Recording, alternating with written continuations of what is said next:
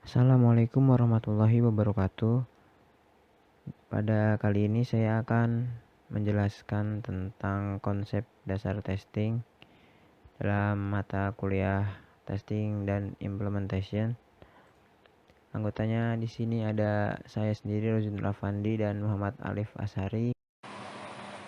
7 prinsip utama testing. Yang pertama, testing shows presence of defect. Tujuan utama dari proses testing adalah menemukan cacat atau bug pada suatu software. Pengujian dapat menunjukkan cacat yang hadir, tetapi tidak dapat membuktikan bahwa tidak ada cacat. Bahkan setelah pengujian aplikasi atau produk secara menyeluruh, kita tidak bisa mengatakan bahwa produk tersebut adalah 100% bebas cacat.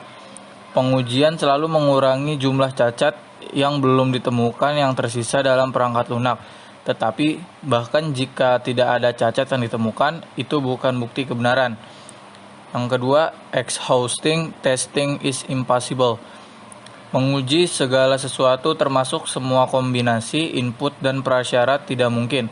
Jadi bukannya melakukan pengujian lengkap, kita dapat menggunakan risiko dan prioritas untuk memfokuskan upaya pengujian. Jadi mengakses dan mengelola risiko adalah salah satu kegiatan yang paling penting dan alasan untuk pengujian dalam setiap proyek. Yang ketiga, early testing. Dalam software development life cycle atau SDLC, kegiatan pengujian harus dimulai sedini mungkin dan harus difokuskan pada tujuan yang telah ditetapkan. Yang keempat, defect clustering.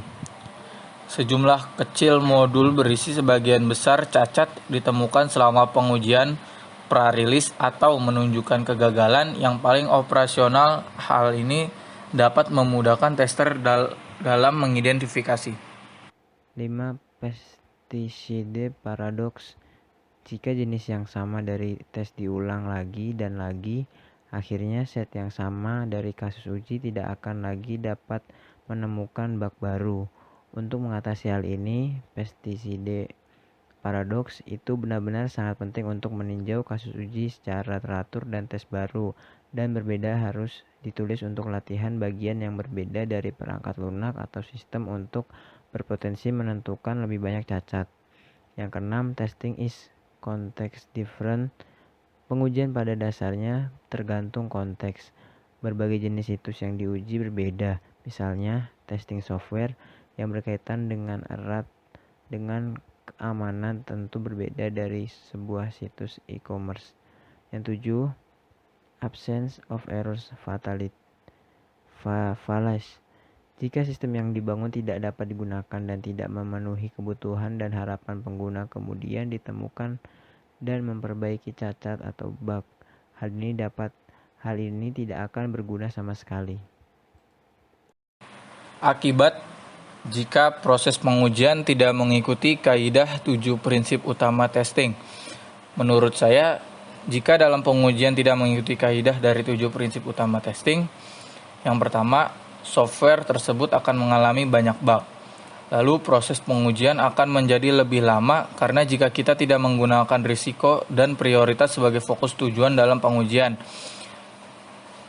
lalu akan menyulitkan seseorang tester untuk melakukan pengujian dan menemukan bug pada sebuah software tersebut. Kemudian berpotensi menimbulkan bug yang lebih banyak, dan jika proses pengujian tidak sesuai dengan konteks, maka hasil akhir yang didapatkan tidak akan seperti yang diharapkan atau diinginkan. Akibat jika proses pengujian tidak mengikuti kaidah 7 prinsip utama testing menurut saya adalah akibat dari tidak mengikuti kaidah ini yaitu program tidak akan bisa jalan karena banyak bug pada sistem tersebut. Selain itu juga bisa mengakibatkan kegagalan pada program yang akan dijalankan, dan apabila kita tidak mengikuti prinsip maka tidak akan menemukan bug pada program tersebut, akan semakin sulit untuk menemukan bug. Lalu contoh kasus terjadi pada sebuah maskapai yaitu China Airlines 140. Tragedi ini menimpa maskapai China Airlines penerbangan 140 untuk armada Airbus A300-600 pada tanggal 26 April 1994. Nagoya Airport, Aichi, Jepang.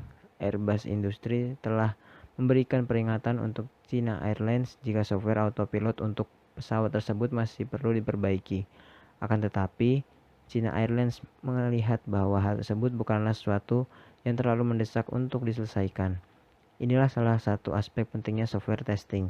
Sistem otomasi kemudi untuk mode pengaturan take off atau go around pada pesawat itu merupakan penyebab utama. Saat hendak mendarat di bandara, awak kemudi berusaha melakukan pendaratan melalui kemudi manual. Sayangnya, karena tombol take off atau go around tidak dipindah pada posisi mode nonaktif, hal ini menyebabkan benturan perintah pada kendali pesawat. Kemudian manual berusaha untuk melakukan manuver ke arah landasan, sedangkan kemudi autopilot masih berusaha membawa badan pesawat untuk naik lebih tinggi di udara.